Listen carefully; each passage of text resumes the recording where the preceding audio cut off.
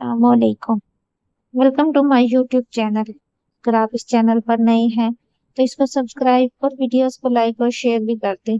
Bell icon को भी press कर दें। एक दफा का जिक्र है कि एक मुल्क में एक बादशाह हुकूमत करता था।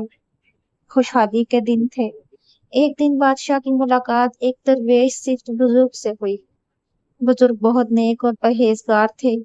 बादशाह उनसे बहुत इज्जत से पेश आया और मुलाकात के आखिर में किसने फरमाइश की कि मुझे कोई ऐसी चीज तावीज वजीफा वगैरह लिख कर दें जो इंतहाई मुश्किल में मेरे काम आए।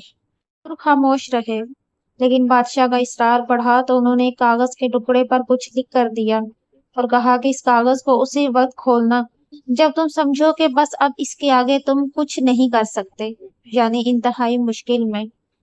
कुदरत का करना ऐसा हुआ कि इस मुल्क पर हमला हो गया और दुश्मन की फौज ने बादशाह की हुकूमत को उलट पलट के रख दिया।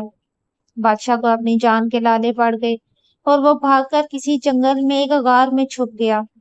दुश्मन के फौजी इसके पीछे थे और वो थक कर अपनी मौत का इंतजार कर रहा था कि अचानक इसके जहन में दरवेश बाबा का दिया हुआ कागज याद आया। इसने अपनी जेबें टटोली। खुशकिस्मती से वो इसके पास ही था। सिपाहियों के जूतों की आहट से इसे करीब से आती हुई सुनाई दे रही थी। अब इसके पास कागज खोलने के सिवा कोई चारा न था। जब इसने वो कागज खोला तो इस पर लिखा था कि ये वक्त भी गुजर जाएगा। शाह को बहुत गुस्सा आया कि बुजुर्ग ने ये क्या खेल खेला है। कोई इसमें आजम होता या कोई सुलेमानी वीर, लेकिन अफसोस वो कुछ नहीं कर सकता था। इसने तहरीर को दोबारा पढ़ा, सहवारा पढ़ा। कुछ देर तो बादशाह सोचता रहा, गौर करता रहा कि क्या करे। फिर आखिर इसने अपनी तलवार उठाई और सिपाहियों का इंतजार करने लगा।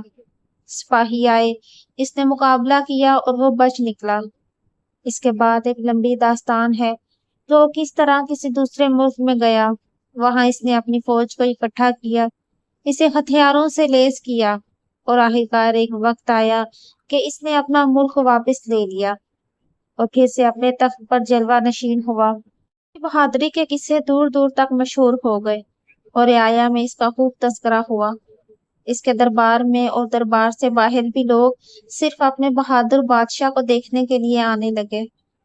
इतना बोलबाला देखकर बादशाह के दिल में गरूर पैदा हुआ और वो अपनी शुजाअत पे और सल्तनत पे थोड़ा मगरूर हुआ ही था कि अचानक इसके दिल में बुजुर्ग का लिखा हुआ फिक्रा याद आया कि ये वक्त भी गुजर जाएगा।